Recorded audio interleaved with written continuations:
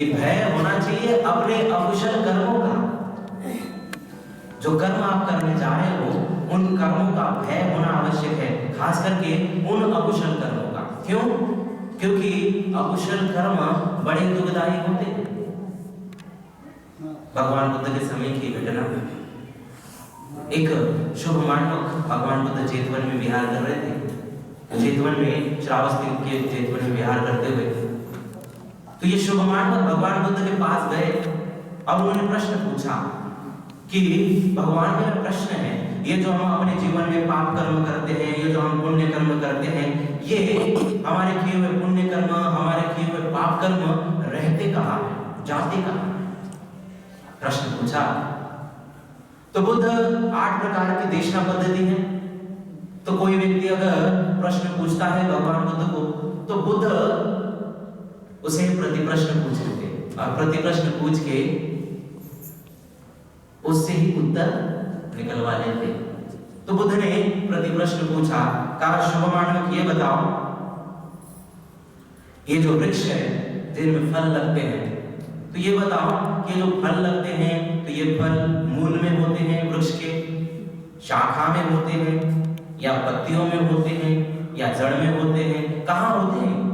तो कहता है पता नहीं भगवान, लेकिन जैसे ही फलों का मौसम आ जाता है अपने आप लग जाते हैं, उसका सेवन भी हम करते हैं। बुद्ध ने भी कहा ठीक उसी प्रकार आपके द्वारा किए हुए पुण्य कर्मों का, आपके द्वारा किए गए अकुशल कर्मों का जब तक आपके शासन, जब तक आप जीवित हैं तब तक परिपाक नहीं बनता, तब तक कोई भी किए हुए आपके कर्म का विपाक आपके सामने नहीं आता। जब तक आप अपने पुण्य कर्म कर रहे हो या पाप कर्म कर रहे हो तो उन पाप कर्मों का, उन पुण्य कर्मों का परिपाक जब तक नहीं बनता तब तक कोई भी कर्म आपके सामने आकर खड़ा नहीं होता। और इसलिए बुद्ध कहते कम्मस्य कोमि कम्म दायादा कम्म योनि कम्म बंधु कम्म पटिसरना यं कम्मं करिष्यामि कल्याणं वा पापकं वा तस्य दायादा भविष्यन्ति। हर व्यक्ति अपने कर्म के साथ जुड़ा हुआ है। बुद्ध का जो कर्म सिद्धांत है वो बहुत अलग है। हिंदुइज्म के कर्म सिद्धांत और बुद्धिज्म के कर्म सिद्धांत के पॉइंट ऑफ व्यू से देखें तो बुद्धिज्म का जो कर्म सिद्धांत है वो बहुत अलग है, डिफरेंट है। तो बुद्ध कहते हैं हर व्यक्ति अपने कर्म के साथ जुड़ा हुआ है, इसलिए कहा कम्मस्य कोमि, फिर कहा कम्म योनि, कर्म ही हमारी योनि है। आगे कहते हैं कम्म बंधु, कर्म ही हमारा बंधु है। कम्म दाया, कर्म के ही हम वारिस हैं, कोई हमारा दूसरा वारिस नहीं, कर्म ही हमारा वारिस है, हम कर्म के वारिस हैं। आगे कहते हैं कल्याणं वा पापकं वा, आप अपने जीवन में चाहे कल्याणकारी कर्म करो चाहे पापकारी करो, तस्य दायादा भविष्यन्ति, उन सारे अकुशल कर्मों का, उन सारे पाप कर्मों के उत्तराधिकारी आप ही होंगे। जिस प्रकार का आपका कर्म है उसी प्रकार का शासन में आपको विपाक भी मिलेगा। एक छोटी सी उदाहरण से, इस बुद्ध शासन में बुद्ध 5 प्रकार के महापाप बताते हैं कि जो मनुष्य ये 5 प्रकार के महापाप करेगा वो इसी समय दुर्गति को प्राप्त होगा। 5 प्रकार के महापाप बताते हैं। नंबर 1 माता की हत्या, नंबर 2 पिता की हत्या, नंबर 3 बुद्ध के शरीर से खून बहाना, नंबर 4 अरंतों की हत्या करना, और 5 संग भेद करना, संग में फूट डालना। ये 5 प्रकार के पंच महापाप, इसलिए बुद्ध गरुड़ कर्म कहते हैं। गरुड़ बहुत इतना भारी है कि इसका बोझ नहीं उठा पाएंगे। कैसे? एक छोटी सी उदाहरण से समझाता हूँ। भगवान बुद्ध के समय में भगवान बुद्ध के 2 अग्र शिष्य हुआ करते थे, सारिपुत्र और महामोगलाना।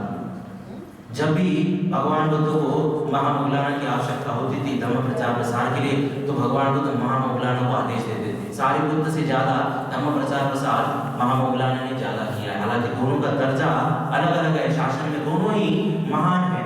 इसलिए भगवान बुद्ध ने कहा कि मेरा शासन चलाने की ताकत केवल और केवल सारिपुत्र बनते हैं।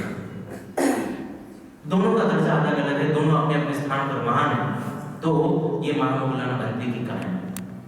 अपनी पत्नी के कहने पर अपने अंध माता पिता को ले जाकर जंगल में ले जाकर लाठी डंडे से मारते हैं, जोर से चिल्लाते हैं चोर आया चोर आया। वहां पर भी उनके माता पिता की अपने पुत्र के लिए करुणा देखो, अपने माता पिता का प्रेम देखो। महामौलाना बंदे के माता पिता कहते पुत्र हम तो अंधे हैं, हमें छोड़कर तुम चले जाओ, नहीं तो ये चोर तुम्हें भी मारेंगे, तुम्हारी भी हत्या करेंगे। माता ऐसे करुण स्वर से अपने पुत्र को कहते हैं। माता पिता की हत्या के बाद यही महामौलाना बंदे अनंत काल तक दुर्गति का जीवन भोगते। उस कर्म का परिणाम देखो, इसी गिरी पर्वत पर निगंटनाथों ने उनकी हत्या कर दी। ये उनके उसी कर्म का परिणाम है, माता पिता की हत्या का। अब माता पिता की हत्या करने का मतलब ये नहीं है कि उनको जान से मार दो। अगर आप अपने माता पिता को सेवा सत्कार नहीं करते तब भी आप माता पिता की हत्या ही करते हो। आप अपने माता पिता की देखभाल नहीं करते तब भी आप अपने माता पिता की हत्या ही करते हैं। इसलिए माता पिता पर ठानम पुत्र दारस संभव, माता पिता की सेवा करना। तो माता पिता की सेवा करने का मतलब ये नहीं कि उन्हें अच्छे कपड़े दो, उन्हें अच्छा खाना दो, ये तो तुम्हारा नैतिक कर्तव्य, ये तो तुम्हें करना ही है। लेकिन माता पिता की सेवा कैसे की जाती है? माता पिता की जो सेवा करने का तरीका है 3 प्रकार से माता पिता की उत्तम प्रकार से सेवा की जाती है। कपड़े अच्छे देना यह आपका नैतिक कर्तव्य है, खाना देना यह आपका नैतिक कर्तव्य है, क्योंकि वो आपके जन्म देने वाले हैं। तो आपका एक कर्तव्य बनता है कि जब से मेरा जन्म हुआ है तब से मेरे माता पिता ने मुझे पाला पोसा है, तो ये तुम्हारा कर्तव्य है।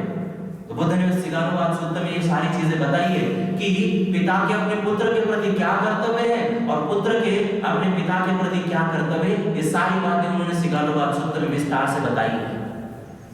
तो पुत्र का कर्तव्य यह है कि जब से मेरे माता पिता ने मुझे जन्म दिया है तो उन्होंने तब से पाला पोसा है, मैं अपने माता पिता की सेवा सत्कार करूंगा। सेवा सत्कार करने के 3 तरीके हैं। अपने माता पिता को, अपने माता पिता के ऋण से जो व्यक्ति मुक्त होना चाहता है, तो नंबर 1, अपने माता पिता के हाथों से आपको जितना हो सकता है उतना पुण्य कर्म करो, अर्थात उनके हाथों से दान देना, उनको दान देने के लिए प्रेरित करो कि मेरे माता पिता शासन में उन्हें अवसर मिला है कि वो दान दे, अपनी पारमी को बढ़ाए, अपनी पुण्य पारमी को बढ़ाए, अपनी दान पारमी को बढ़ाए।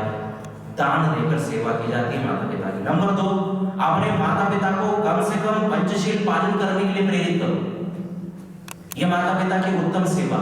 नंबर 3, अपने माता पिता के लिए अगर कुछ करना ही चाहते हो तो माता पिता की सेवा करना चाहते हो तो अपने माता पिता के लिए कम से कम ध्यान कराने की कोशिश करो, विपश्यना कराने की कोशिश करो, उनसे उनका चित्त एकाग्र करने की कोशिश करो, क्योंकि इस समय में सबसे ज्यादा उनको इन चीजों की आवश्यकता है, दानशील और भावना। ये 3 चीजें उनको सदगति तक पहुंचाती है। आप अगर अपने पिता से, अपनी माता से इस प्रकार की सेवा करते हैं, निश्चित रूप से आप अपने माता पिता के ऋण से मुक्त होने का अवसर को प्राप्त हो जाते हैं। तो इसीलिए भय होना अपने कर्मों का, अगर अपने कर्मों का भय नहीं है तो निश्चित रूप से आप अपने जीवन में नाना प्रकार के दुख भोगते ही रहेंगे। तो इसीलिए भगवान बुद्ध कहते हैं कि ओतप्पा होना, भय होना। तो बुद्ध आगे भी बताते हैं, जिस मनुष्य में ना लज्जा बची है ना भय बचा हुआ, तो भगवान बुद्ध उसे अनुतप्पा कहते हैं। अनुतप्पा का मतलब होता है निर्लज्ज व्यक्ति। अनुतप्पा, कितना भी बताओ अपने मार्ग से अपने मार्ग से हटता नहीं, तो इसीलिए बुद्ध उसे अनुतप्पा कहते हैं। और जब भगवान ऐसे पुरुष के पास जाते हैं तो क्या करते हैं? एक छोटी सी कहानी से समझाता है।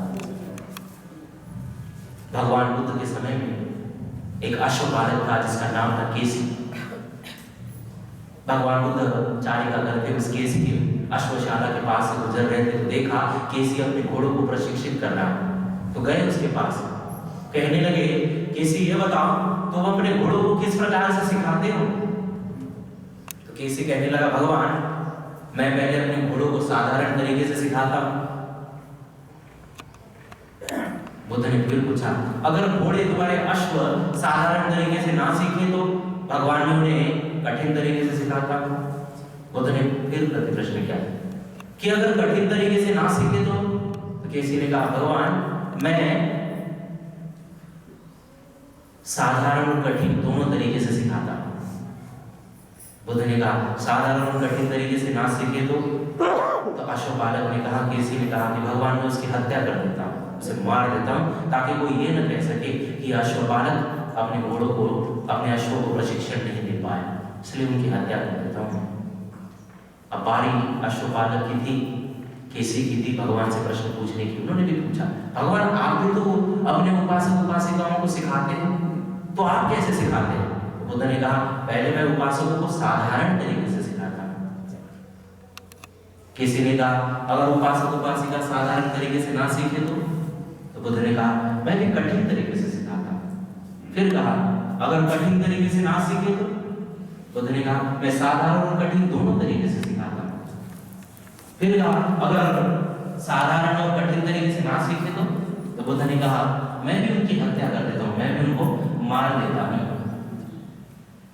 आश्चर्यचकित केसी कहने लगा भगवान आप तो पंचशील पालन करने की सीख देते हैं और कह रहे कि मैं हत्या करता हूं। तो बोले हाँ तुमने बिल्कुल सही सुना, मैं बिल्कुल हत्या कर देता हूं, मैं भी मार देता हूं। तो कहने लगे कैसे भगवान? तो मैं उनसे बात करना ही छोड़ देता हूँ, मैं उनसे बोलना ही बंद कर देता हूँ। बुद्ध की वाणी में इतनी क्षमता है, बुद्ध की वाणी में इतनी ताकत है कि वो शासन में किसी उपासक उपासिका या भिक्षु भिक्षुणी से बात न करे तो वो मरा हुआ ही है, इसलिए उसे ब्रह्मदंड कहा जाता है। बुद्ध ने शासन में ब्रह्मदंड एक भिक्षु को दिया था जिनका नाम था छन्न, उनसे बात करना ही बंद कर दिया, मरे हुए समान है। तो भय नहीं था उस छन्न को भी अपने अकुशल कर्मों का। तो बुद्ध कहते हैं अपने अकुशल कर्मों का भय होना बहुत आवश्यक है, और इसलिए बुद्ध कहते हैं कि तुम्हें ये चौथा धन तुम्हें अर्जित करना चाहिए, भय रूपी। क्योंकि अगर भय है, कोई अकुशल कर्म करने की चेतना जागी और अकुशल कर्म करते समय मन में भय उत्पन्न हुआ कि ये जो मैं कर्म कर रहा हूँ ये मेरे लिए अहितकारी है, मेरे परिवार के लिए अहितकारी है, वो मनुष्य अपने उस अकुशल कर्मों से निवृत्त हो जाएगा, वो कभी अकुशल कर्मों के भीड़ में नहीं पड़ेगा। और इसलिए बुद्ध कहते हैं तुम्हारे पास ये चौथा धन होना आवश्यक है।